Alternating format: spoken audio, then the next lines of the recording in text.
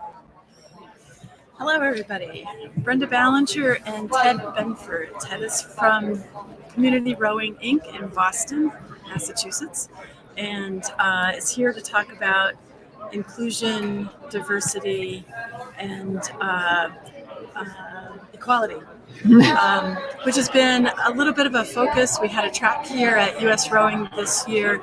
Unfortunately, not enough attendance to keep it open, so they folded it into a lot of the regular programming. But there have been a number of programs that have been discussing that topic, and so it's of importance. And I'm really curious to hear in the middle of Boston, actually in Brighton. You all have been working very hard for a number of years to find ways to actively go out and make your population grow in ways that involve people that may not have sought it out otherwise. I think one of the things that we found most compelling, and I'm speaking for a staff that's very committed to this, and, if I could represent them all today, I would be very proud of myself. Nice. But, Great. the people that we have who do their call it outreach, call it recruiting, call it communication and marketing. It's really multifaceted, and it really begins with the culture that we establish at the very public ways.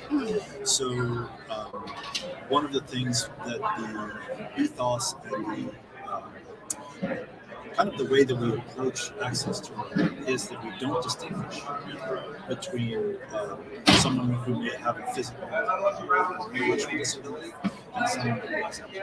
And so when athletes come to see them, one thing that they notice is they're not treated any differently, and they're not, the programming isn't approached any differently other than all of that. And I think that is what helps get the word out that there are opportunities for people with disabilities to gain access to something that they might not have thought they could otherwise, either through word of mouth or through reputation with some of the organizations that we associate with and use the facility as equal. So how do you mean if somebody comes in with maybe they've had an amputation of a limb, you have a program where you have adaptive coaches and adaptive quotes. What do you mean by not treating them any differently? So when someone with disabilities comes in, the one thing that we do is provide an assessment of their disability so that we can either fit them with the appropriate level of coaching and physical activity or equipment. And once that happens programmatically, we can move them into a rowing program that seems to fit. And most of that happens through the introduction of that person. Say they're an amputee. They may say that their interest is in just simply learning how to row, and they just heard about it, they just want to try it a little bit. Very different than somebody who's an amputee who comes in and says, yeah, I used to play hockey for a para-team in hockey, and I want to get a better workout, and so I want to do it in a more competitive group. And I know that you guys have 6 or 7 athletes you're training. And so part of that is it's no different than a young person coming in and saying, we're in college and I want to continue to work competitively, or I don't really want to work competitively, I just like coming down the river and I want to be part of a small group. So this morning, Jenny Whitcomb was talking about all of the different types of diversity that we can pursue: socioeconomic, sexuality, gender,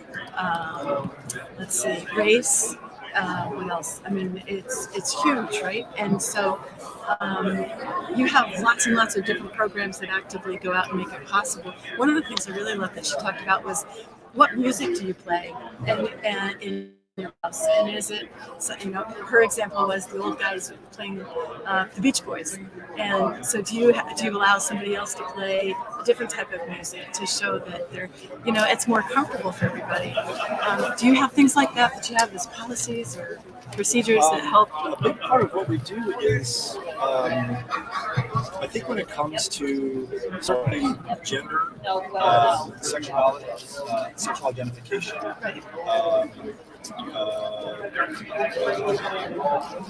opportunities for people to express themselves uniquely.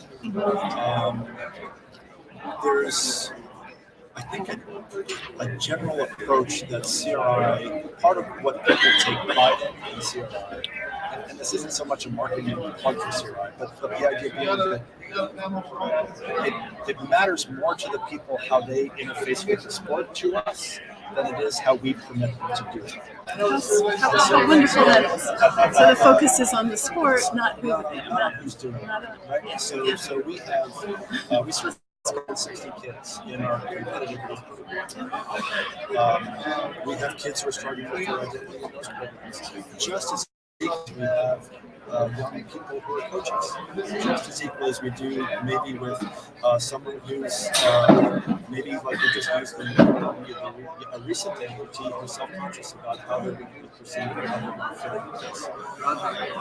One of the things that we work on very hard, as successful as we can, is to make sure that we are serving people who want access to the sport, and that the rest is details. So I'll give you an example. We had the rainbow this year. It was just an idea that we had to express not only a level of support that we've always had in the organization for the month of June, but that this was an opportunity for people who support gay rights and the LGBT community to go for a row. And so our support organizationally for that. For those people who were going to have a month of different events and different recreations, just begins with going wrong. And it wasn't invited, the LGBTQ community, CRI was not invited. We invited the entire community. And I would say the same thing for events. I would say the same thing for volunteering for parent. I would say the same thing about how do we pick the music. The music is picked as a metaphor for who's in the boathouse. Sure. The music is picked by the people who are in machines. I don't know if I'm talking to you, but in the wintertime, we have adults who are rowing on machines next to people who are training for the 2020 Olympics, who are on the para-national team, next to people who are recreational kids who are just trying to get a little stronger before they do an extra workout. Sometimes the music is old people, sometimes the music is young people, sometimes it's this type of music, sometimes it's that. We have some basic rules around what people can say, but anybody can do music. Do you have any tips for smaller boathouses? Since we've got such a big organization, such a huge staff to support all these efforts, there are a lot of bootstrappers out there that don't really have those kinds of resources. What would you tell them? It's so important. CRI is such a unique place, and I'm a little uncomfortable saying what we do because it's difficult for other people sure. to implement this stuff. But part of what I'm trying to communicate is that it's not about the programs or the volume of people or the velocity of people that we have coming through the building or the utilization on the number of hours of people, but it's really the ethos of the place. And I think one of the things that when I speak to people, and I've only been doing the job for about 18 months, but they think that there's some other thing that happens beyond understanding what we're trying to provide everybody that comes in contact with us. Our mission statement is massively important. It forms a part of the organization. We don't do it perfectly. And one of the things about small clubs is I think, and I was with CRI when it was a small club, there was a feeling that once we do X, there'll be a Y.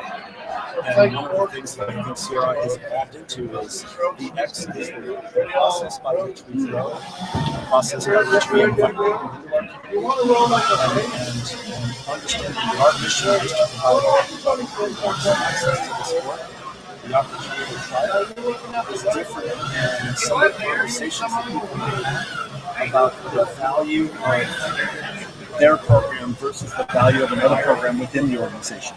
That's really interesting. A lot of coaching team goals are about the process rather than the product. If you're just trying to win something, it's much more difficult. But if you're excited about the successes along the way, Yes. you're more likely to get them.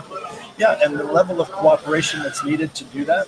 So, what I think sometimes people feel is that some of these conversations around the friction programs, the kids want the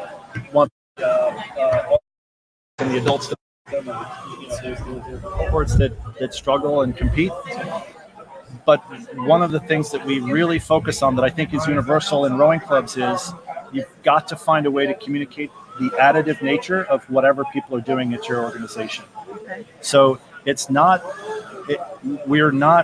we started the conversation with looking at how do we get people who might think that they can row to row. Yes.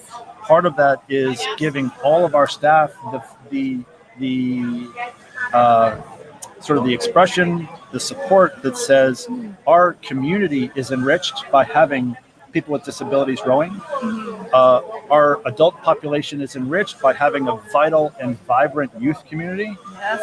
And likewise, without the adults rowing at CRI, our youth programming would be much more diminished because of the lack of opportunities that they would have for equipment and for coaches and funding and like all of those things, weaving that conversation into any organization, whether they have an executive director or not, whether their board is operational or their board is strategic. I think the thing that clubs really need to if there were one thing I would take away, it's that understanding the true nature of the mission of the organization and how that is expressed in everything they do. It's hard to come up with those mission statements sometimes. Ooh, we're doing it right now. We're revisiting really? our mission statement. Yeah. Okay. And our core values and the core values that fit both the staff as well as the people who row. Sure. So I have one last question for you. Okay. What is your or the perfect stroke? One where you're pulling really hard. Okay. Okay. Great. We have 2 giveaways tonight going to happen a little bit later. And what are they, Charlotte? They're from These Fulham Reach Boat Club in very cool. England. You know this? Nice. Jen? Yeah, they're Fulham great. Fulham Look at Beach Boat Club. This is gorgeous. Here, I'll Wow. hold it up so you can speak. Wow, that is beautiful.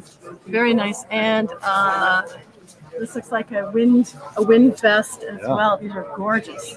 Is the same person? No, different people are going to win each of these. Yeah. Okay, Let's just give all the Fulhams away tonight. good.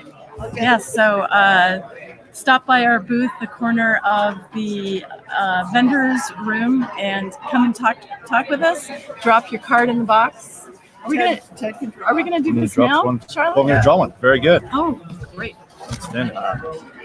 And the winner is Coach Kaler. All right. All right. These are Bob from Kaler. Steve O'Connor. Yep, that's right. Yeah. We got to find a big one for him. He's going to need an XL or maybe a double XL. Yeah. Give it to his Maybe he can give it to you. There you Yeah. go. Okay, great. And one more? Or is that it? No, 4. I think. Oh, 4. We're going to do all of them. Okay. Okay. Do all of them. All right. All right.